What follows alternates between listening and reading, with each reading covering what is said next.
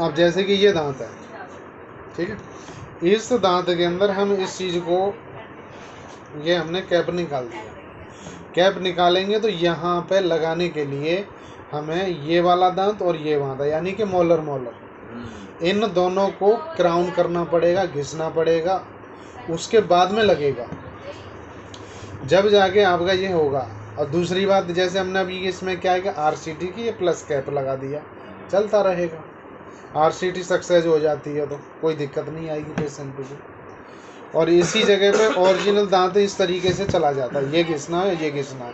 अब इसमें क्या है कि अगर नहीं घिसवाना चाह रहा पेशेंट, समझो कि जैसे हमने यहाँ से ये बिल्कुल जड़ से फाड़ दिया, जख्म पे भी इम्प्लांट लग जाएगा।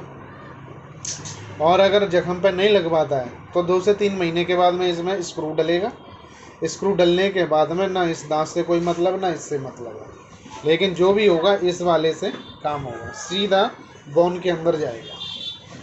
तो मेन बात है कि बोन वाला लगवाओगे तो आपके जो ओरिजिनल दांत है बचा रहेगा।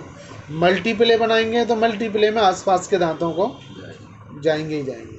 अगर पेशेंट नहीं लगवाता है, अब ये नहीं लगा और उसे पेशेंट को पेन हो रहा है, दर्द है, और हमने उखाड़ दिया, किसी डेंटिस्ट ने उखाड़ दिया, अगर वो यहाँ दांत नहीं लगवाता है तो उसके आसपास के ऑलरेडी 3 दांत खराब होंगे। जैसे अगर ये नीचे का है तो ऊपर वाला दांत है वो बढ़ता चला जाएगा। ऐसे तो मेरे पूरे खराब। हाँ, अब आसपास के जो 2 दांत हैं, खड़वा के तो नहीं लगवाए एक भी। हाँ, अब आसपास के जो दांत हैं ये अभी ऐसे हैं, लेकिन जब समय बीतेगा तो इस तरीके से नहीं, ऐसे झुकते चले जाएंगे। अब और झुकेंगे तो नीचे स्पेस रहेगा।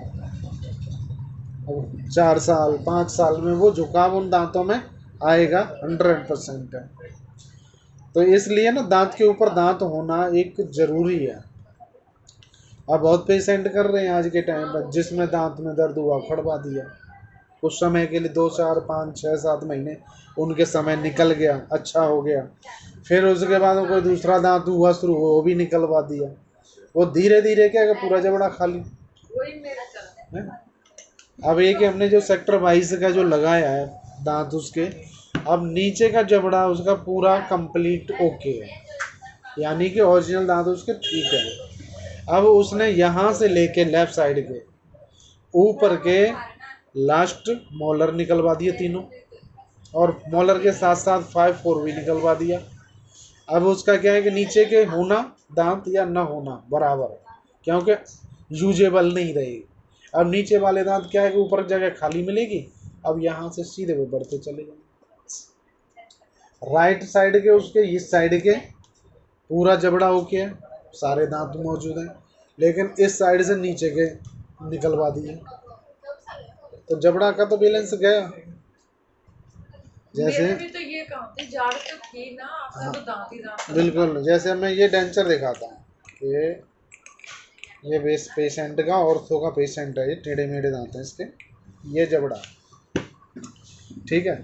अब इस पेशेंट के यहाँ से हमने नीचे के दांत निकाल दिए और इस साइड के ऊपर के निकलवा दिए, तो नीचे वाला जबड़ा यूज में है ही नहीं है, इस साइड का ऊपर का नहीं, सिर्फ सामने सामने रुके हुए, यानी कि सामने एक दिखावट रहेगी, लेकिन वो चबा के खाना कभी खा नहीं सकता। अब ये तो ऑर्थो का पेशेंट हो गया, बट रीज़न यही है कि पेशेंट जो है ना आज भी दांतों के मामले बहुत पीछे है, अवेयरनेस नहीं है ना केयर नहीं कर रहे हैं। जब कि आपने देखा है कि पेशेंट के जो है ना केयर करने का मतलब है कि केयर करें, अच्छे से करें, और छोटी मोटी चीज़ें जो है ना, अल्सर बन जाता है मुंह में, अल्सर के साथ साथ वो ब्राइटनेस हुआ, उसके साथ में बहुत सारे मुंह में रोग बन जाता है, खाना अलग छूटता है। मैंने अपना एक अभी यूट्यूब पे विकास डेंटल क्लिनिक के नाम से है, हाँ, तो उस पर मैंने एक वीडियो डाला है।